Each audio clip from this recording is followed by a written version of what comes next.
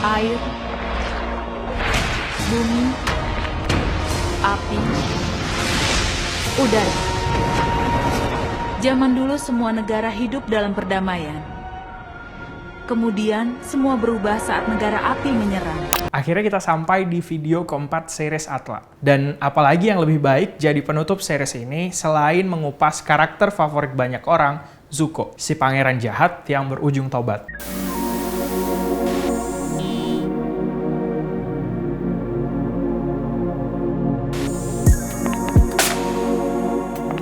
Kalau dipikir-pikir, semua karakter utama di Atla adalah anak-anak dengan trauma besar sejak dini sekali. Aang harus belajar secepat mungkin untuk jadi juru selamat dunia. Bahkan harus bangun setelah 100 tahun terjebak di dunia energi dengan kenyataan seluruh bangsanya habis digenosida penjajah. Katara dan Sokka juga harus kehilangan ibu di usia muda karena desanya dibantai imperialis.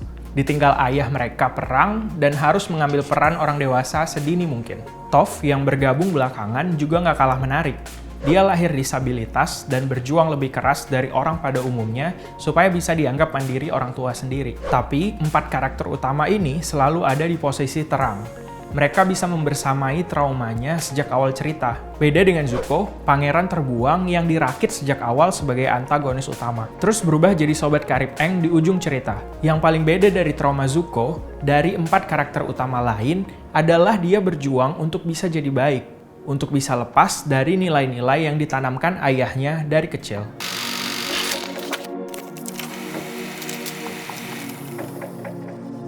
Yang paling menonjol dari karakter Zuko adalah luka. Luka bakar di mata kirinya memang obvious, tapi sejak adegan pertama kali dia muncul, kita juga langsung tahu kalau luka itu bukan cuma di mata. Karakternya yang selalu teriak dan marah-marah adalah tanda jelas bahwa ia juga terluka di dalam. Belakangan, kita tahu kalau luka itu muncul dari hubungan toksiknya dengan si ayah, Raja Api Ozai.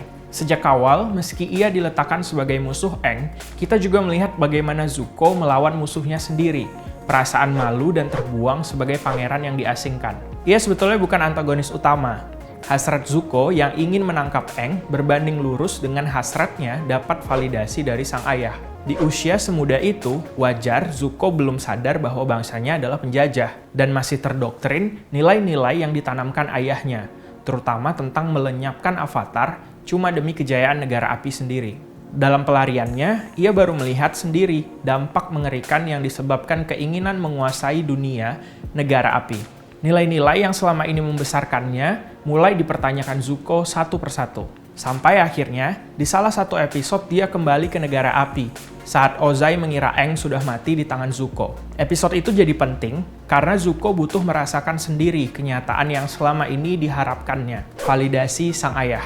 Tapi di episode itu, Zuko sadar kalau untuk bisa diterima sang ayah, dia tidak bisa jadi dirinya sendiri. Semua nilai yang dimiliki sang ayah, termasuk gagasan menguasai dunia, harus dituruti Zuko. Perjalanan Zuko di Atla adalah tentang menemukan dirinya sendiri, dan perjuangan untuk lepas dari luka yang ditanamkan orang tua, terutama sang ayah. Di satu titik, dia bahkan mengkonfrontasi Ozai. Dengan tegas, Zuko membalikan semua perasaan bersalah yang dia rasakan selama ini karena melawan ayahnya, yang tersinggung lalu menantang Zuko melakukan Agni Kai, dan bilang, "How can you possibly justify a duel with a child? It was cruel and it was wrong." Di titik itu, karakter Zuko yang berdiri di ranah abu-abu makin jelas. Dia bukan karakter baik sejak awal kayak geng Avatar original. Bukan juga penjahat atau imperialis bengis macam ayahnya. Karakter abu-abu begini yang biasanya memang menarik banyak perhatian karena terasa lebih real dan relatable. Tapi bisa jadi banyak orang suka dengan Zuko karena dia yang paling terang punya daddy issue di semesta Avatar. Bukannya semua orang di alam patriarki ini punya daddy issue.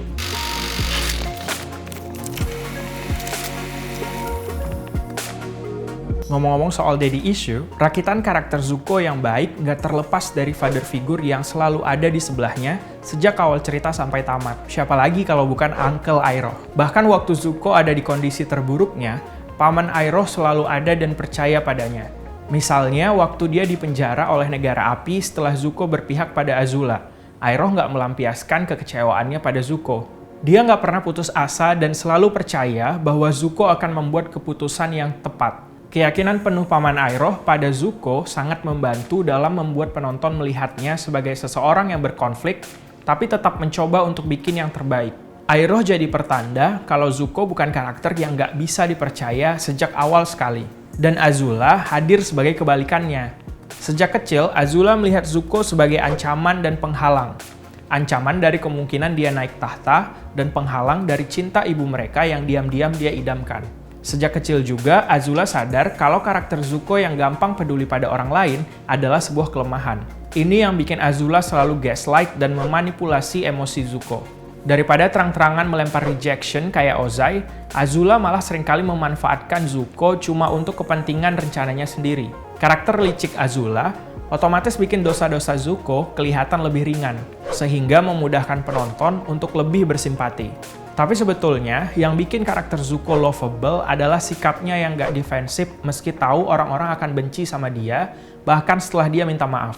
Setelah mengkonfrontasi Ozai, tekad Zuko makin kuat untuk membantu Avatar membawa keseimbangan di dunia. Tapi dia tahu kalau geng Avatar gak akan mudah menerimanya. Penebusan dosa Zuko gak terjadi semudah itu, dan Zuko tahu kalau he has to earn it. Ini kualitas menarik. Kebanyakan orang merasa satu permintaan maaf cukup untuk menghapus luka yang ditimbulkan pada orang lain. Sementara Zuko sadar kalau dia berhak dibenci karena luka yang dia timbulkan. Zuko tahu rasanya terluka, jadi memilih untuk tetap berupaya membuktikan kalau dia benar-benar berhak mendapat maaf. Jangan lupa subscribe YouTube Tirto dan follow Instagramnya. Sampai ketemu di kesempatan lain.